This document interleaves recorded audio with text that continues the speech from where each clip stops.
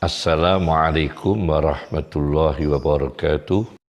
Di dalam Al-Quran terdapat kata yukhribuna buyutahum. Al-Hasyr ayat 2. Mereka melakukan pengerusakan, merobohkan pada rumah mereka sendiri, yakni orang-orang Yahudi. Ini dari kata ikhrab, akhroba yukhribu ikhraban. Kemudian ada satu kata kharab dalam Al-Quran, surat Al-Baqarah ayat 114. Wa man adlamu mimman mana'a masajidallah. Siapa yang lebih zalim? Tidak ada yang lebih zalim daripada manusia yang menghalangi, merintangi masjid-masjidnya Allah, ayyuzkara fi hasmuhu, masjid itu dihalangi dari berzikir di dalamnya, dari beribadah di dalamnya, dari melakukan ritual di dalamnya. Wasa'a fi kharabiha, dan dia berjalan untuk melakukan vandalisme, pengerusakan secara kasar, merobohkan, memporak-porandakan, membuat kekacauan di dalam masjid. Wasa'a fi kharabiha, dari kata kharab. Kharab, kemudian yukhribuna dalam Al-Quran. Tidak dijumpai dalam Al-Quran kata takhrib, tetapi dari akar yang sama. Kemudian dalam bahasa Arab dijumpai kata takhrib yang artinya vandalisme, penerusakan dengan kasar. Kenapa manusia punya potensi merusak? Dalam tinjauan psikologi tasawuf akan saya sampaikan dalam kitab Thaharatul Qulub karya Sayyid Abdul Aziz, namanya kitab Thaharatul Qulub wal Khudu' li Adlamil Ghuyub, di halaman 109. Di sini dijelaskan bahwa wa awwalu ma yastawli 'alal insan al-bahimiyah, bahwa potensi dosa yang pertama kali menguasai manusia ialah bahimiyah, dosa seperti binatang, yakni rakus dan memenuhi syahwatnya perut dan farji. Kemudian faida kabira, maka kalau manusia itu tambah usia, tambah dewasa, wa tazayyada fahmuhu, kemudian pemahaman tentang dunia ini bertambah, dakhalat alaihi sabu'iyah, maka akan masuk di dalam jiwa manusia itu dosa sabu'iyah, yaitu berpotensi seperti binatang predator, di mana binatang predator ini mengisyaratkan dendam, marah, dengki, dan semua tindakan-tindakan agresif, memukul, membunuh, menganiaya. Kemudian faida qawiyat fikratuhu, apabila pemikiran manusia ini kuat, walam yuwaffaq, dan tidak mendapatkan taufik dari Allah, pikirannya kuat tapi kurang taufiknya Allah, atau tidak sama sekali mendapatkan taufiknya Allah, hanya kuatnya berfikir, maka istamala aklahu fil makri. Dosa ini berpotensi dosa syaitaniyah, yaitu menggunakan akalnya untuk tipu muslihat, wal khida' fil makri, untuk makar, wal khida' dan penipuan, wasyifatis syaitaniyah dan sifat-sifat syaitan lainnya, yakni sifat menipu. Summa yadkhulu alihi munaza'atur rububiyah. Kemudian masuklah dosa yang sangat tinggi, yaitu rububiyah. Dosa dia ingin menyerupai at-tashabbuh, yaitu at-tashabbuh bi awsafir Rabb, meniru sifat-sifat yang hanya otoritas Allah Subhanahu wa taala, seperti merasa agung, merasa besar, merasa menguasai. Ini otoritas Allah Subhanahu wa taala secara absolut. Tapi dia ingin meniru, maka dia sombong. Maka dia berkuasa secara otoriter. Nah, ada 4 dosa. Dalam peristiwa vandalisme, yaitu pengerusakan secara kasar terhadap masjid, terhadap tempat ibadah, bisa juga ada 3 potensi yang berperan. 1, potensi sabu'iyah, yaitu potensi manusia yang punya jiwa predator, kejam, dengki, sentimen, dendam, merusak, destruktif, bahkan membunuh, membawa golok, menusuk ulama, mengancam dengan pedang, dan sebagainya. Itu sabu'iyah. Juga bisa melibatkan potensi syaitaniyah, yaitu ada potensi menipu. Siapa yang menipu? Otak dari semua ini. Otak semua ini bisa saja intelijen yang tidak membela kebenaran. Itu juga bisa saja terlibat untuk merekayasa semua ini, kemudian melibatkan rububiyah, yaitu orang yang berkuasa, yang punya otoritas, yang ingin punya kekuasaan seperti Tuhan, kuasa secara absolut. Jadi terjadinya vandalisme, pengerusakan terhadap masjid, mushola secara kasar, ancaman-ancaman destruktif lainnya, bisa saja melibatkan 3 potensi itu. Kami akan membacakan sejarah vandalisme di dalam tafsir Ma'alimut Tanzil karya Al-Baghawi jilid 1 halaman 141, surat Al-Baqarah ayat 114. Ayat itu mengenai Titus dan seluruh bala tentaranya. Ghazau Bani Israel. Annahum ghazau Bani Israel.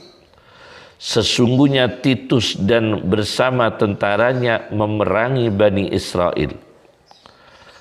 Faqatalu muqatilatahum.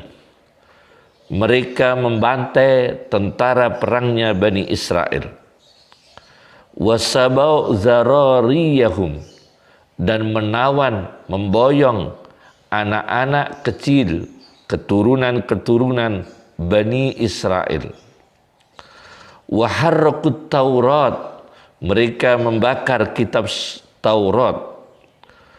Waharrabu Baital Muqaddas, merobohkan vandalisme terhadap masjid Baitul Muqaddas. Wa qazafu fihil jihaf, melemparkan bangkai-bangkai dalam masjid Baitul Muqaddas. Wa zabahu fihil khanazir, menyembelih babi di dalam masjid Baitul Muqaddas. Ini sudah pernah terjadi vandalisme yang melibatkan politik, yaitu Titus bersama tentaranya. Kemudian Allah Subhanahu wa ta'ala menjelaskan akibat yang dilakukan oleh orang-orang yang melakukan vandalisme. Di dalam surat Al-Baqarah ayat 114, Allah berfirman, ulaika ma kana lahum ayyadkhuluha illa khaifin. Mereka yang melakukan vandalisme tidak boleh masuk masjid kecuali dalam keadaan takut. Artinya apa?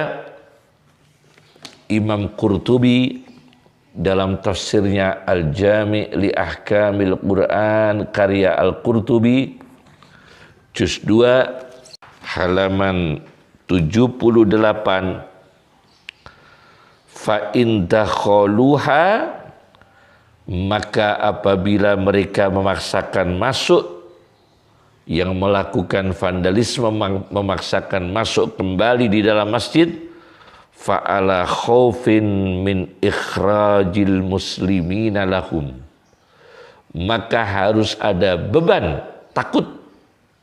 Mereka harus punya rasa takut dari pengusiran umat Islam kepada mereka, yakni umat Islam harus bersikap melarang mereka, menjauhkan mereka dari masjid, menjaga masjid dari mereka, wa ta'dibihim, dan mendidik etika kepada mereka, mendidik atau memberikan hukuman atau memberikan sanksi, wa ta'dibihim ala dukhuliha, apabila mereka memaksakan diri masuk ke dalam masjid. Itu artinya mereka tidak bisa masuk masjid kecuali dalam keadaan takut. Illa khaifin. Kemudian yang kedua, Al-Quran menyebutnya lahum fid dunya khizyun. Di dunianya itu mereka yang melakukan vandalisme akan mengalami kehinaan. Lahum fid dunya khizyun. Di dunianya akan mengalami kehinaan. Saya baca gambaran kehinaan diterangkan oleh Profesor Dr. Ratib An-Nablusi di dalam tafsirnya Tafsir An-Nablusi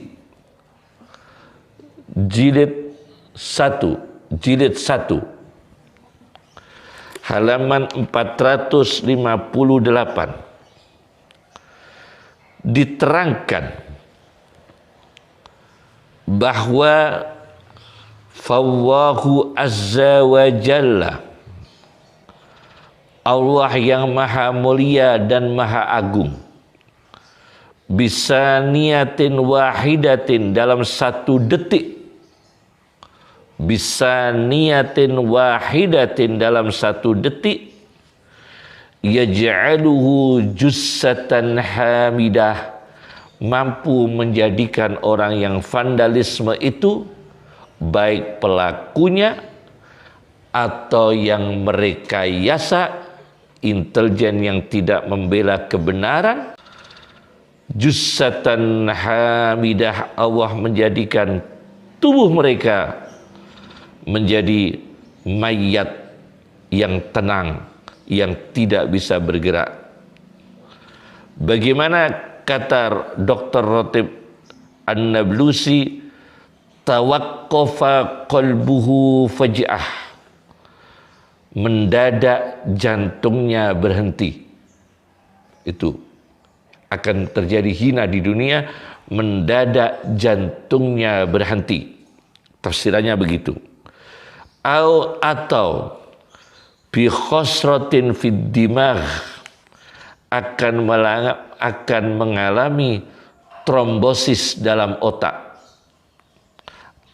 Atau bi khosratin fid dimagh, akan mengalami trombosis dalam otak, pembekuan di daerah pembuluh darah.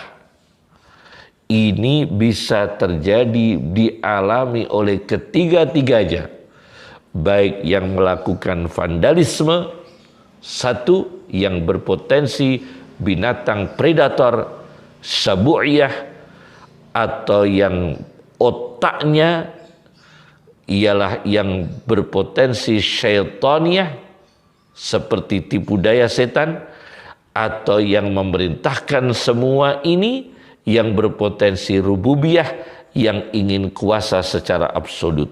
Nah, ini bisa terjadi di mana saja, bisa terjadi, dan tiga-tiganya bisa mengalami jantung berhenti secara mendadak, tawaqqafa qalbuhu faj'ah, atau trombosis dalam otak, au bi khosratin fid dimag.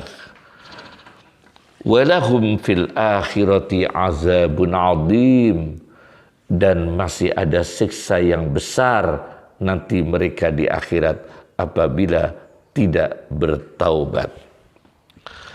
Sebagai penutup, kami bacakan di dalam kitab Ahkamul Quran lil Jassas, Ahkamul Quran lil Jassas, di jilid 1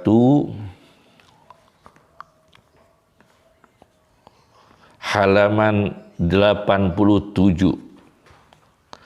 Saya menghimbau, aktifkan masjid. Jangan ada rasa takut, jagalah masjid. Aktifkan jamaah, aktifkan kajian-kajian Islam di dalam masjid. Persatukan umat Islam melalui pendidikan jamaah. Umat Islam bersatu dalam imannya, bersatu dalam politiknya.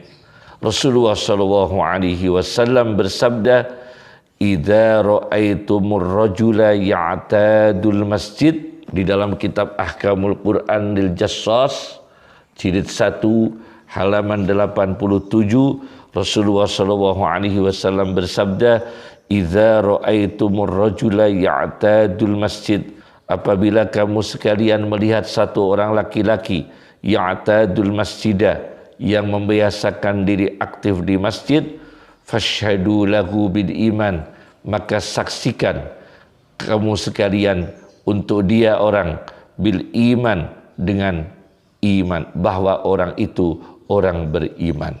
Assalamualaikum warahmatullahi wabarakatuh.